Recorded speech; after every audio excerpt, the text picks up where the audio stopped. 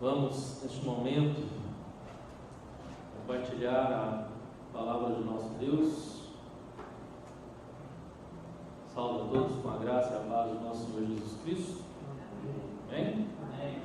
Vamos abrir as nossas Bíblias no Evangelho de João, capítulo 11, os versos 25 e 26.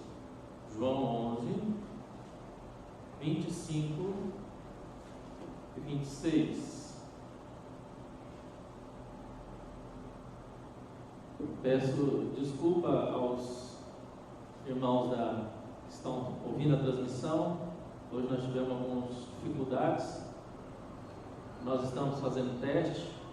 A gente levou para trás lá e agora a gente está percebendo que talvez vai ser melhor trazer de volta para frente e conectar aqui. Mas a gente vai discutir sobre isso para melhorar o som da transmissão e a dinâmica da transmissão. Vamos só orar, vamos conversar sobre isso. João, capítulo 11, dos versos 25 e 26.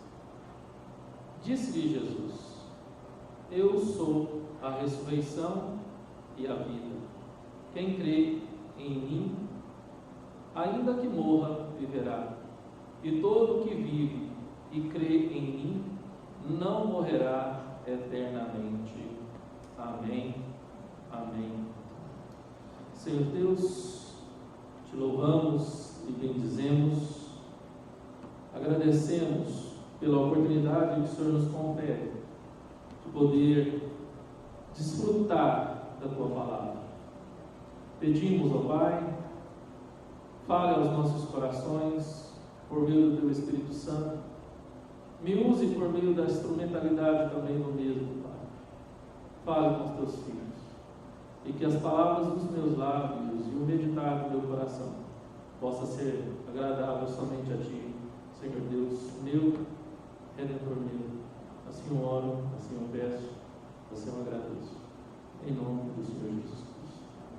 Amém. Amém. Irmãos, hoje nós vamos falar de Jesus. Eu sou a ressurreição e a vida. Nós estamos pregando sobre a 7 autoproclamação de Jesus no Evangelho de João. Falamos de Jesus, o Eu sou o pão da vida. Falamos de Jesus, o Eu sou a luz do mundo. Falamos de Jesus, eu sou a porta das ovelhas. Falamos de Jesus na última vez em que preguei, eu sou o bom pastor. E hoje é a 5ª autoproclamação do Senhor Jesus: eu sou a ressurreição e a vida. Irmãos, ao falar de ressurreição e ao falar de vida, não tem como deixar de vir à mente o quanto a humanidade procura a viver mais e viver com qualidade. Lembro, há alguns anos atrás, eu acho que em meados de 2007, eu fui convidado para conhecer uma empresa de marketing em que ela vendia suplementos alimentares e que dizia que esses suplementos davam qualidade de vida e poderia também prolongar a vida das pessoas. E ao falar da parte nutricional desses produtos, da parte que fazia você emagrecer e você ter qualidade de vida, e a proposta era essa: você quer viver mais e viver bem? Consuma os nossos produtos. E todo o marketing em cima do consumo era viver mais, viver mais. Eu creio que depois da questão do marketing financeiro deles, que era muito forte, que de fato eles descobriram que uma das coisas que a humanidade mais procura é dinheiro. poder se estabelecer bem, ter uma independência financeira e depois é viver muito para ter tempo para gastar aquilo que adquiriu. E eu lembro uma vez, ouvi de um presbítero, muito já idoso, evangelista também, que ele uma vez falou: olha, o que adianta o homem perder a vida, correr atrás do dinheiro, e depois perde o dinheiro para correr atrás da vida? Mas a questão é, irmãos, que todos querem viver bem, todos querem viver mais. Ninguém pensa na morte, ninguém pensa no dia que vai morrer. Alguns até dizem, né, que se puder trocar a senha para aquele que estiver na frente, mais atrás, ele trocaria. E ao falar de vida, morte, nós deparamos com esse texto em um momento de desespero, em um momento de dor, em que uma família tinha perdido o seu ente querido, uma família muito querida de Jesus, a família de Betânia, os irmãos de Betânia, Lázaro, Maria e Marta. Jesus estava longe de Betânia, recebeu uma notícia: olha, o teu amigo Lázaro está enfermo. E depois de 2 dias em que ele recebeu essa notícia, ele vira para os seus discípulos: vamos voltar, porque Lázaro adormeceu. E os discípulos acharam que Jesus estava falando do sono, mas Jesus falou: não, ele morreu, temos que voltar. E Jesus ainda demora mais 2 dias de viagem, dando um total de 4 dias para chegar em Betânia. E quando ele chega em Betânia, Marta fica sabendo que Jesus se aproximara, ela corre em direção a Jesus e fala: Senhor, se o Senhor estivesse aqui, o meu irmão não teria morrido. E Jesus falou: olha, eu sou a ressurreição e a vida. Eu sei que o Senhor é a ressurreição, e aqueles que creem no Senhor vão aonde ressurgir no último dia. Logo após isso, mandam chamar Maria. Maria vem e se joga aos pés de Jesus. Aquela mesma Maria que gastou, investiu, se assim nós podemos dizer, jogou nos pés de Jesus um nardo precioso e caríssimo, e untou os pés de Jesus. A mesma Maria que se quedava aos pés de Jesus para ouvi-lo, enquanto Marta se atarefava com tantas coisas para preparar uma comida saborosa para Jesus. Essa mesma Maria agora se joga aos pés de Jesus, aos prantos, e faz a mesma declaração que a sua irmã Marta fizera: Senhor, se o Senhor estivesse aqui, o meu irmão não teria. E a palavra de Deus diz que Jesus se comoveu dentro de si e ele chorou. Jesus chorou. Logo após, a gente já sabe o que aconteceu. Jesus manda tirar a pedra, pergunta onde está sepultado, manda tirar a pedra e chama: Lázaro, saia para fora. E Lázaro ouve a voz, ouve a palavra, ouve o verbo divino e sai para fora. E Jesus fala: desatai e deixai ir. Esse texto que nós lemos, o verso 25 e 26, ele traz para nós uma realidade capaz de mudar a nossa direção, mudar os nossos sentimentos e curar os nossos medos.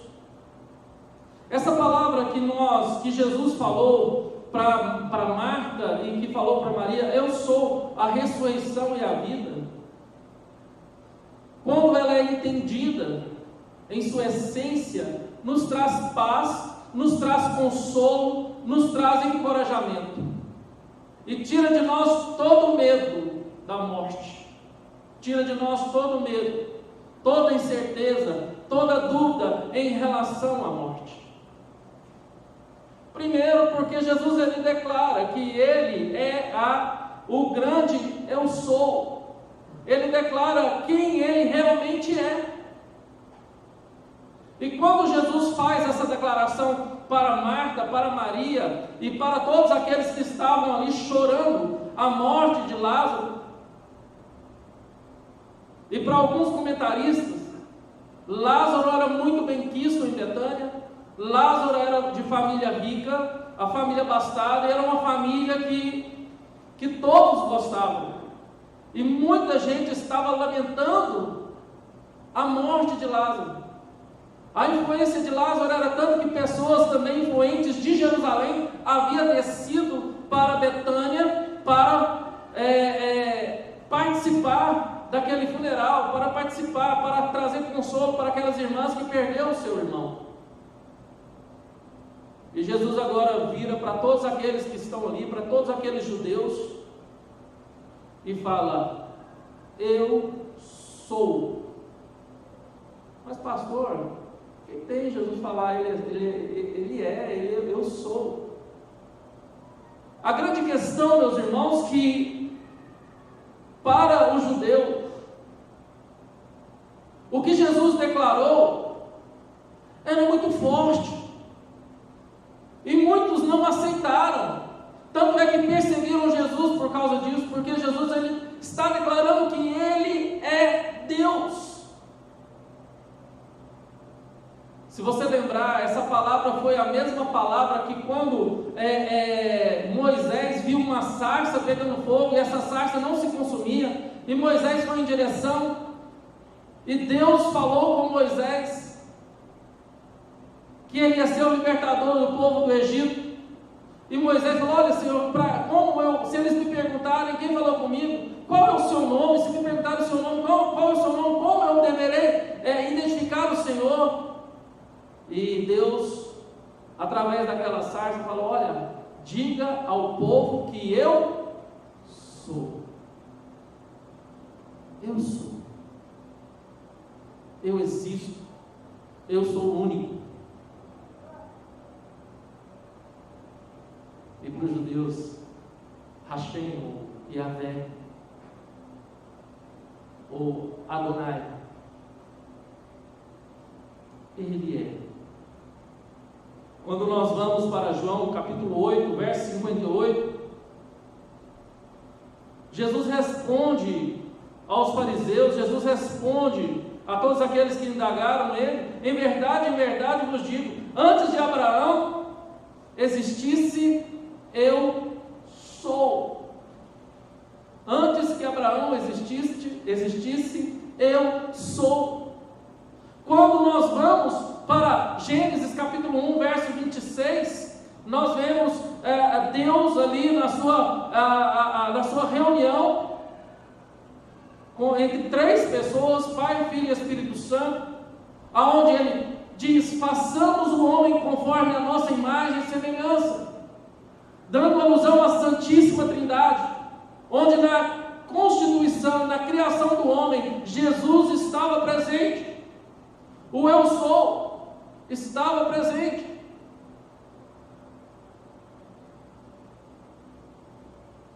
E Jesus agora afronta aquela cultura. Jesus agora afronta aquele povo, dizendo que Ele era o próprio Deus, o Criador do universo. Jesus agora está falando para Marta e para Maria, que se ela tiver verdadeira convicção no coração de que Ele era Deus, não importaria se Ele estivesse ou não naquele momento. Talvez quando Marta falou: olha, se o meu irmão estivesse aqui e não tivesse morrido, talvez ela estava pensando: olha, como ele curou vários enfermos, meu irmão não passaria pela morte. Jesus fala: olha, eu sou. Ego eimi, eu sou. Irmãos, a convicção de quem Deus é, a convicção de quem Cristo é, a convicção da grandeza de Deus, a convicção de quem é Deus, faz total diferença em nossas vidas, em qualquer situação. Em qualquer situação. Que no caso aqui era uma situação de luto, de dor, de perda de alguém querido. E Jesus agora traz o primeiro consolo àquele coração, dizendo: eu sou o Criador do universo, eu sou o Deus Todo-Poderoso, eu sou aquele que estabeleceu céus e terra. Fica em paz, tenha paz em seu coração, tenha alegria em seu coração, porque nada foge das mãos do grande eu sou, porque foi eu quem libertou o povo do Egito, que conduziu pelo deserto, que deu a terra, que conservou vocês até agora. Nada escapa da mão de Deus, nada escapa da mão de Deus, o Todo-Poderoso. Então, irmãos, a primeira questão que nós devemos guardar no coração é a real consciência de quem é Jesus. Porque para alguns e algumas seitas, Jesus apenas foi um profeta, como Maomé e outros. Para outros, Jesus foi apenas um homem sábio. Para outros, Jesus, ele é uma espécie de Deus, mas não é Deus. E para outros, Jesus apenas foi um louco. E para você, quem é Jesus? E para você, nos seus momentos de dor, quem é Jesus? E para você, nos seus momentos de alegria, quem é Jesus? E para você, nos seus momentos de prazer, quem é Jesus? Ele nunca vai deixar de ser Deus, porque Ele é Deus. A segunda questão que essa declaração de Jesus nos traz, que além dele dizer que Ele é o grande eu sou, Ele também nos fala que Ele é a ressurreição. Eu sou a ressurreição. E isso nos aponta uma realidade. Isso nos aponta uma realidade de que há esperança, de que a morte é vencida, a morte foi vencida e a morte será vencida, que a morte não tem a última palavra.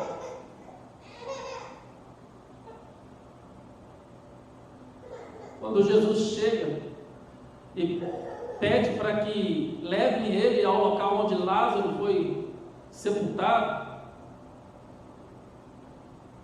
ele ouve falar: Senhor, mas já é de 4 dias. Já é de 4 dias. Para a cultura judaica, eles acreditavam que a alma ficava ao lado do corpo até 2 dias. Então, se tivesse que acontecer alguma coisa para aquela pessoa voltar a viver, tinha que acontecer no primeiro ou no segundo dia.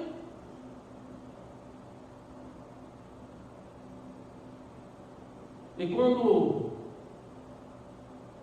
declaram isso, Jesus fala: Lázaro, vem para fora. Lázaro, vem para fora. Irmãos, na Bíblia a gente ouviu falar de várias ressurreições. Nós vemos lá o filho da viúva, lá em 1 Reis 17 a 24. Nós vemos a ressurreição da mulher sunamita em 2 Reis 4, nós vemos o homem que caiu numa cova e encostou nos ossos de Eliseu, lá em 2 Reis 13. Nós vemos o filho de uma viúva que foi também ressuscitado, lá em Lucas 7. A filha de Jairo, lá em Lucas 8. Agora, João termina a sua exposição de todos os milagres de Jesus com a ressurreição de Lázaro, onde ele quebra todo o paradigma de uma cultura, ressuscitando alguém que já estava morto há 4 dias, em um estado de decomposição do corpo. Jesus mostra para Marta e para Maria e para todos os judeus que ali estavam, sejam aqueles provenientes de Jerusalém ou aqueles que eram de Betânia mesmo ou de outras regiões, que para Deus não há impossível, que Ele de fato era a ressurreição, não importa a quantidade de dias.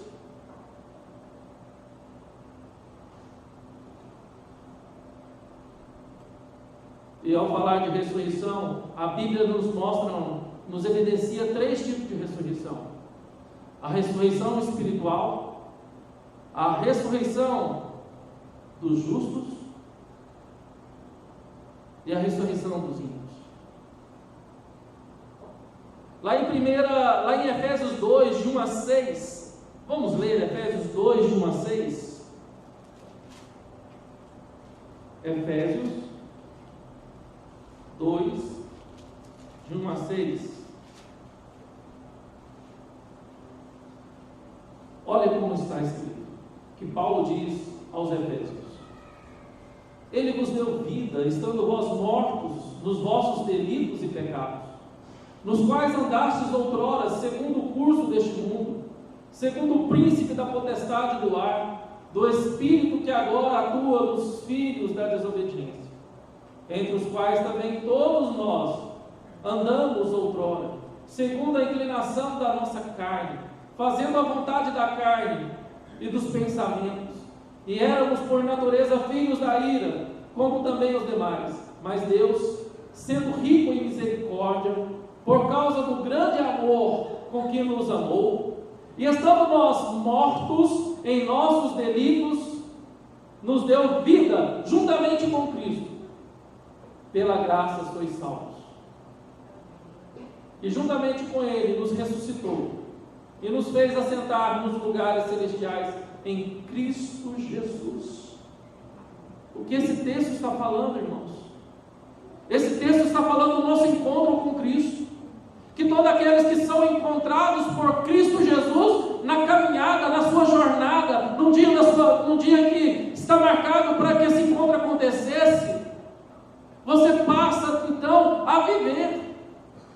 Você que estava morto nos seus delitos e pecados, você que era considerado uma pessoa morta, quando Jesus te ressuscitou por meio da conversão, você passou a ter vida.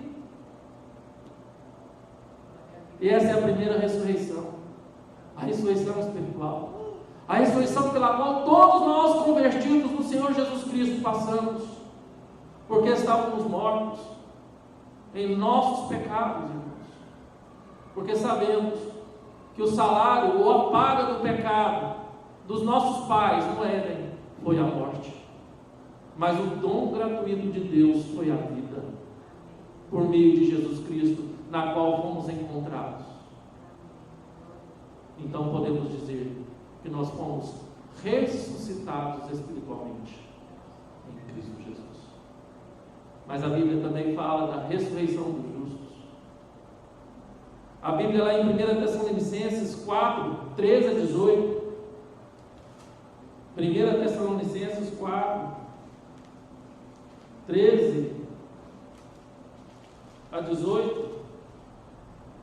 Assim está escrito: Não queremos, porém, irmãos, que sejais ignorantes com respeito aos que dormem, para que não vos entristecerdes como os demais, que não têm esperança. Pois, se cremos que Jesus morreu e ressuscitou, assim também Deus, mediante Jesus, trará à sua companhia os que dormem. Ora, ainda vos declaramos, por palavra do Senhor, isto: nós, os vivos, os que ficarmos até a vinda do Senhor, de modo algum precederemos aos que dormem. Está falando daqueles que já morreram em Cristo Jesus e que o corpo está sepultado. Eles ressuscitarão. Eles ressuscitarão para habitar nos novos céus e na nova terra. Essa é a ressurreição que também Jesus está declarando e que Marta falou para Jesus: sei, Jesus, que ele há de ressurgir no último dia. E nós sabemos também que os ímpios ressuscitarão para a condenação eterna, para ser jogados no lago que arde como fogo e enxofre. William Hendricks, comentando sobre essa parte do texto, ele diz que é importante observar a ordem das colocações de Cristo. Primeiro, a ressurreição, depois a vida, porque a ressurreição abre a porta para a vida imortal. A ressurreição abre a porta para a vida imortal. Então, irmãos, ao olhar no espelho hoje à noite, não sei se você antes de dormir tem esse hábito de escovar o dente, olhar no espelho, você vai olhar para você e você vai falar: obrigado, Senhor Jesus, porque eu estava morto e o Senhor me ressuscitou. Obrigado, Senhor Jesus, porque se eu morrer agora, ou essa madrugada, ou amanhã, eu irei ressuscitar no meu corpo, num corpo glorificado, para viver nos novos céus e na nova terra. Essa é a esperança que Paulo estava falando aos Tessalonicenses. Porque nós que somos ressuscitados no Espírito, nós que temos a promessa da ressurreição no último dia, a nossa esperança não está apenas nessa vida. A sua esperança não pode estar apenas nos 40, 45, 50, 60, 70, 80, não sei o quanto de tempo Deus tem reservado para você, porque se a sua esperança estiver apenas limitada pela quantidade de dias da sua vida, miserável homem que tu és. E quando eu falo homem, é na questão de ser humano e não de gênero. Miserável homem que tu és. O pastor Racem pregou aqui domingo passado, falando daqueles que vivem com os olhos debaixo dos céus e aqueles que vivem com os olhos voltados para os céus. E o quanto a vida é sem sentido e enfadonha para aqueles que vivem apenas olhando para o chão. E quanto a vida é alegre e satisfeita e contente e feliz para aqueles que têm os seus olhos voltados para os céus, para Deus, o autor e consumador da nossa fé. Por isso, não podemos e nem devemos ter medo da morte. O fim do corpo físico, irmãos, não é a morte, e sim a libertação para a vida. Aqueles que morreram em Cristo estão vivos com Cristo, nesse exato momento, vivendo o gozo da glória eterna juntamente com Deus Pai, juntamente com Cristo, desfrutando de uma paz abundante, desfrutando de uma alegria abundante.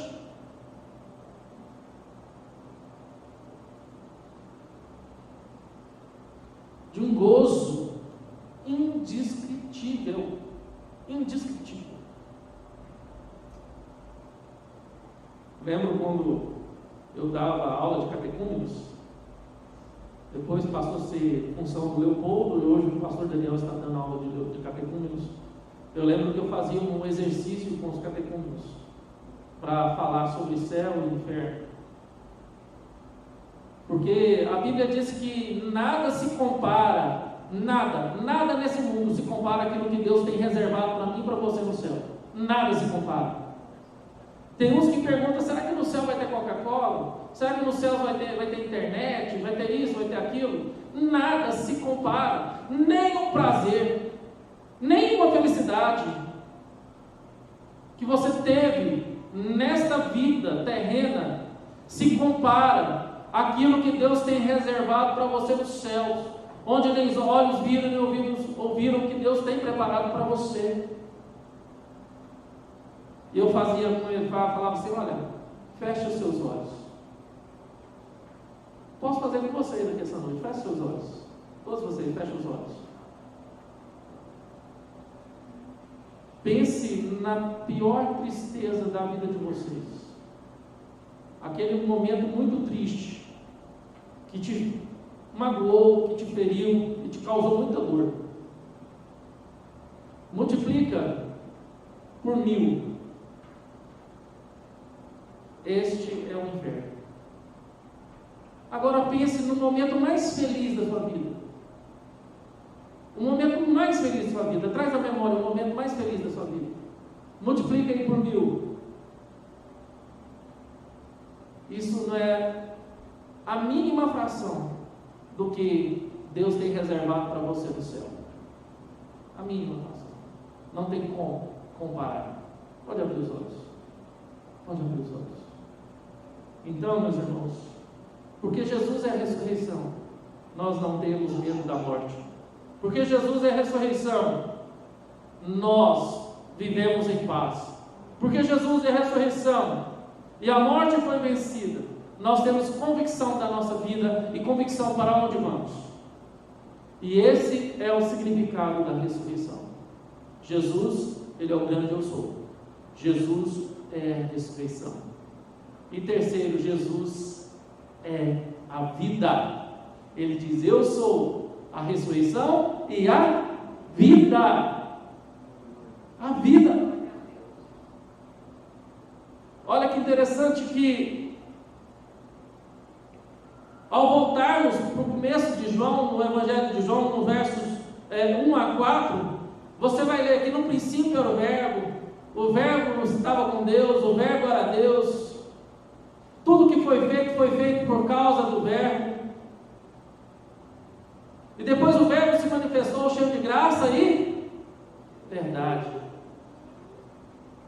A palavra verbo você pode trocar por palavra. No princípio era a palavra estava com Deus.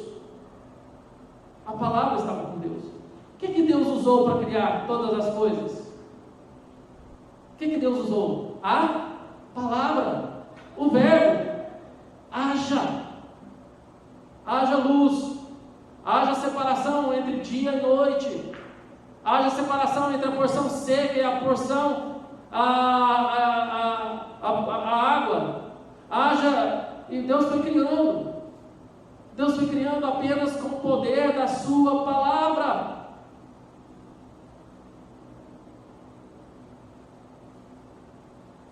Irmãos, se a gente for para Hebreus capítulo 1, de versos de 1 a 4, assim como João, capítulo 1, dos primeiros versículos, a Bíblia evidencia claramente que Jesus é o Verbo e era o Verbo. Para muitos teólogos, a sarça que falou com Moisés era o próprio Cristo. Era uma teofania. O anjo que lutou com Jacó no val de Jaboque era uma teofania do próprio Cristo, o Deus Filho. O anjo que falou com Abraão que ele teria um filho era o próprio Cristo em uma teofania. A palavra encarnando, a palavra liberando poder.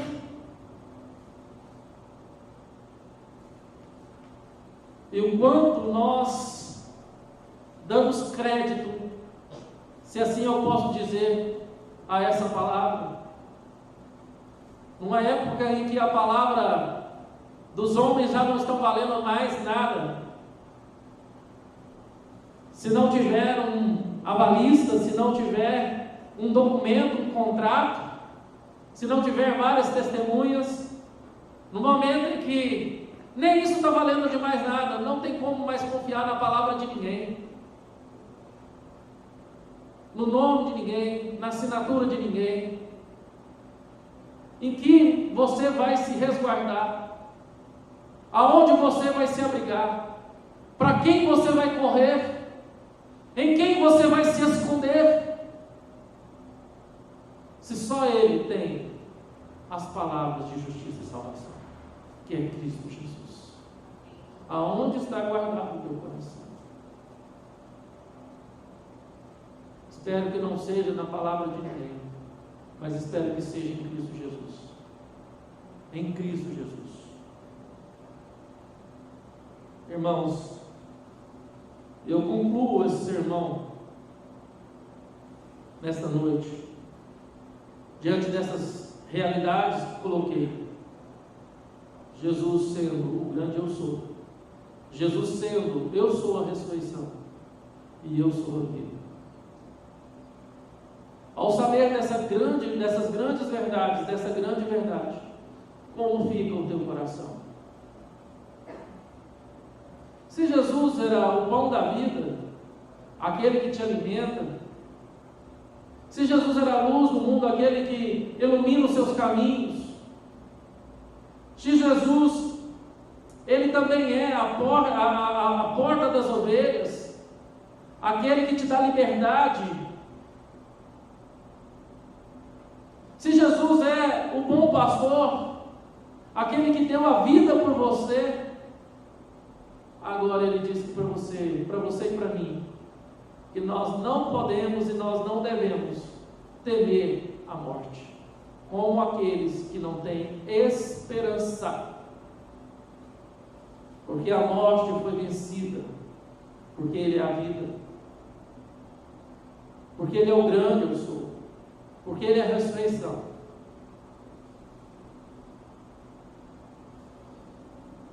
A maioria dos comentaristas, comentando, eu coloquei no boletim também aí para vocês, na pastoral, o boletim que está no site, nós não estamos imprimindo o boletim.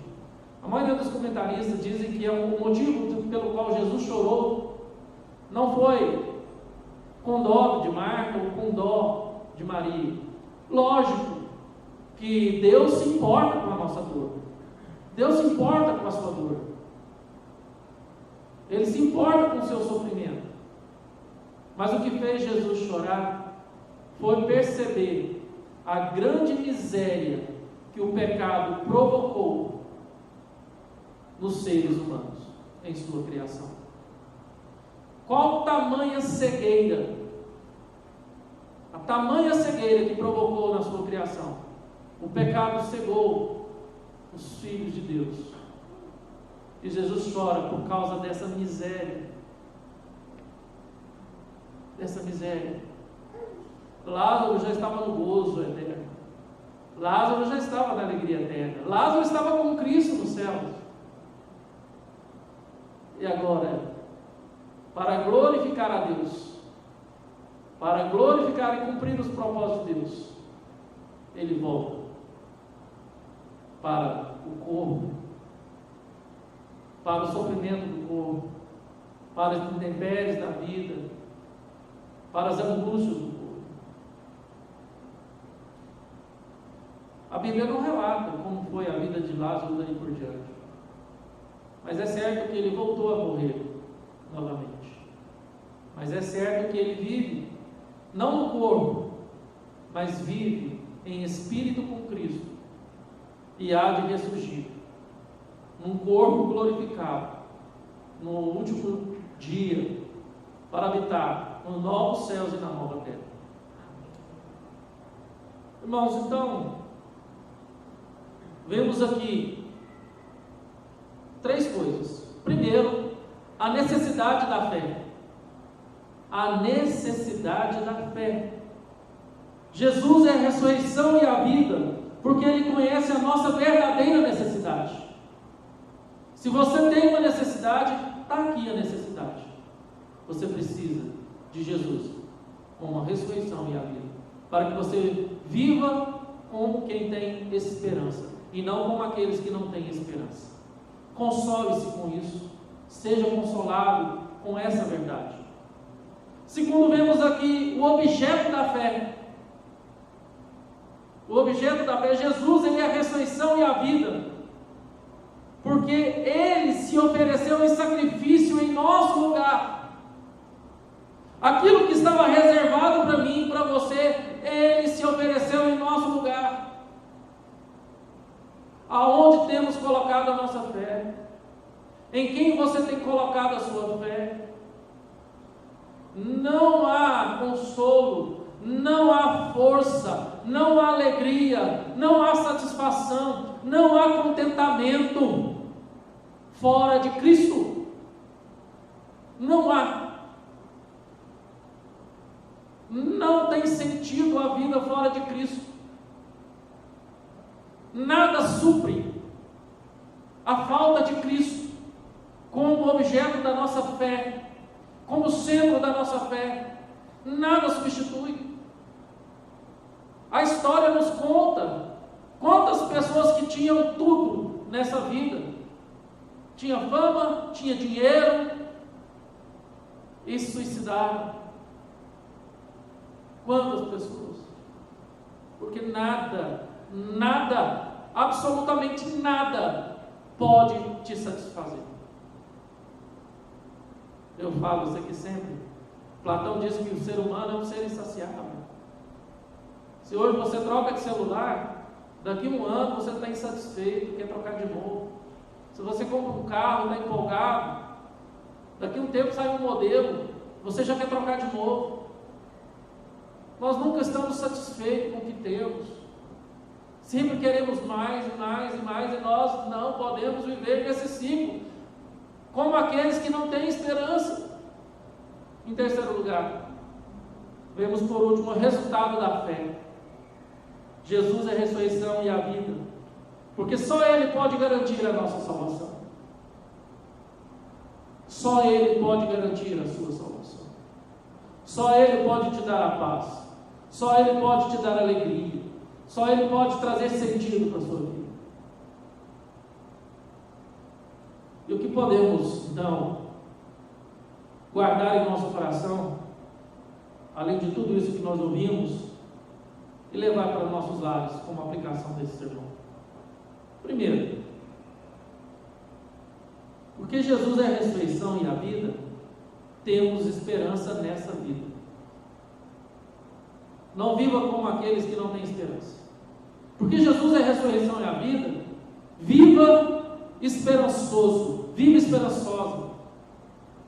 Porque nada tem a última palavra, porque Jesus é o Verbo de Deus, Ele é a palavra que gera vida. Então, tenha esperança, nunca perca a esperança, ou nunca coloque esperança em coisas ou pessoas. Porque Jesus é a ressurreição e a vida, temos a certeza do nosso destino, temos certeza da nossa salvação, temos certeza para onde vamos. Porque se fecharmos os olhos aqui, abriremos com Cristo na glória. Eu tenho certeza da minha salvação. Eu não tenho medo. Eu vou dormir em paz. Eu não tenho medo, eu vou viver em paz. Porque eu tenho certeza do meu destino. E o meu destino está com Cristo. E por Jesus ser a ressurreição e a vida, nós temos paz na nossa jornada. Amém, irmãos? Viva em paz. Trabalhe em paz. Tenha paz em todos os afazeres, porque Jesus é a ressurreição e a vida. Aquilo que poderia causar medo, aquilo que poderia te trazer, tirar o sossego, aquilo que muitas seitas e religiões têm usado para prender adeptos e colocar cabresto. Agora a palavra vem, Jesus fala: me faça o alvo da sua fé e viva em paz. Porque se você viver em paz, você partirá em paz. Porque Jesus é a ressurreição e a vida. Aquele que esteja morto, aquele que crê, ainda que esteja morto, viverá. Foi isso que ele concluiu na sua palavra com Marta. Então, irmãos, fique de pé. Queria cantar um hino aqui, chamar o Daniel, porque ele vive e posso crer no amanhã.